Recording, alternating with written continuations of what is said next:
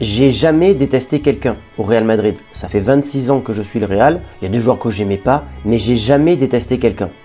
Je pense que c'est la première fois que je déteste un joueur de ma propre équipe. Mbappé, je ne peux plus me le voir. Il faut qu'il dégage de ce club. Chaque semaine, il se passe des dingueries. Il ne peut pas s'empêcher d'ouvrir sa gueule. Il ne peut pas s'empêcher d'être méprisant envers ses coéquipiers. Il ne peut pas s'empêcher de cracher sur l'institution qui ne dit absolument rien. Il n'y a jamais d'autocritique de sa part. Ce gars est absolument détestable.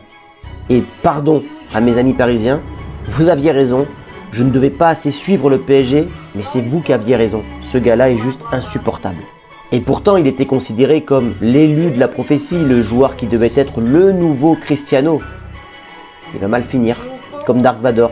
Et je pense que sa legacy, mis à part sa Coupe du Monde 2018, où il n'était pas le leader du projet, je pense qu'il va mal finir. Parce qu'il ne s'est pas réinventé d'un point de vue footballistique. Il sera détesté en France, il sera détesté en Espagne.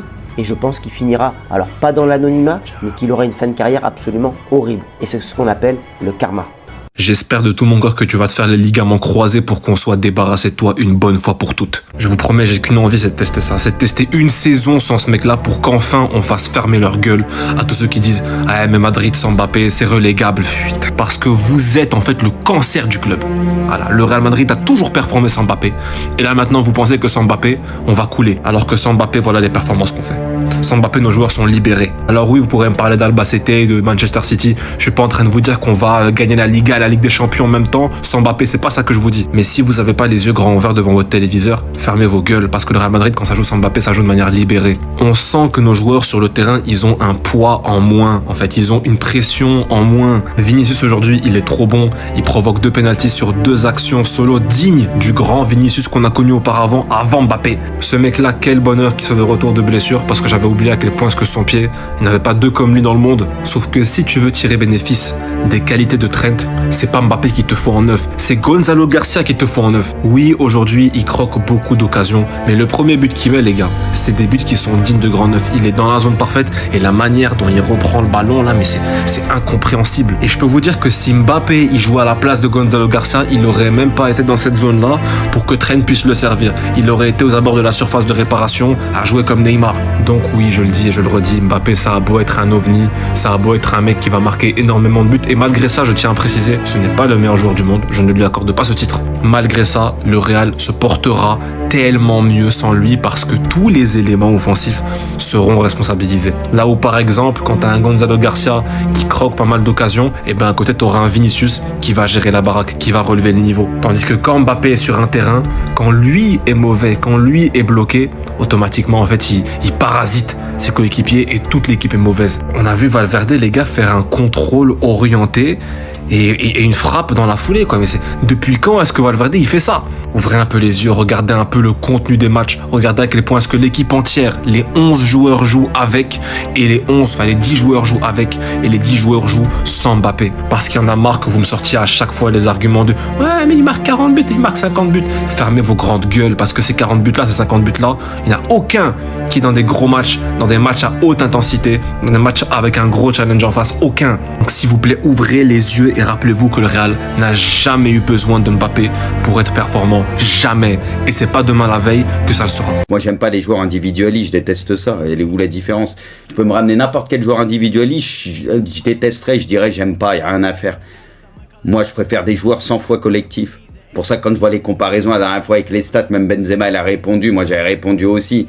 Sur les stats, Mbappé, tant de buts, Benzema, tant de buts. Benzema, il peut mettre 15 buts, faire une saison 10 fois au-dessus d'Mbappé qui mettrait 40 buts.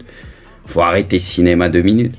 C'est encore une fois, parce que vous aimez le truc individualiste, les stats. Vas-y, vous me fatiguez avec votre foot de merde. Là.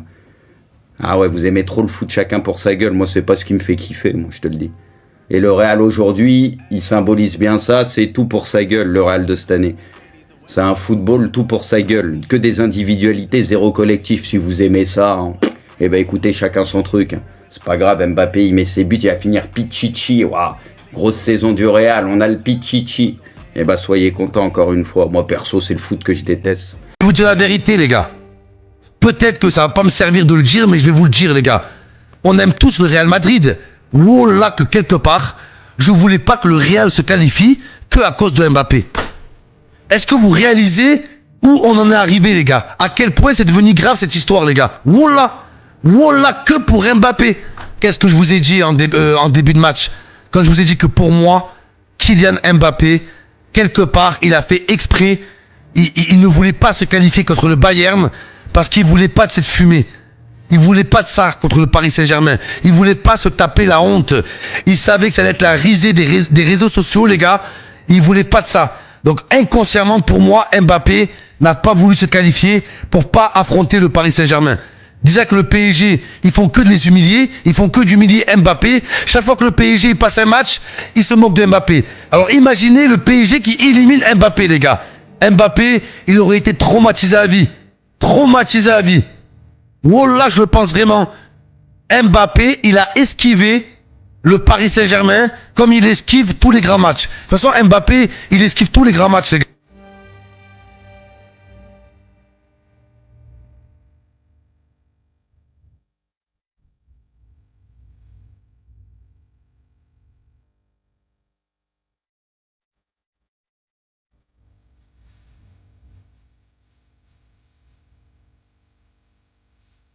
J'ai une question pour toi. Pourquoi Kylian Mbappé est-il autant détesté?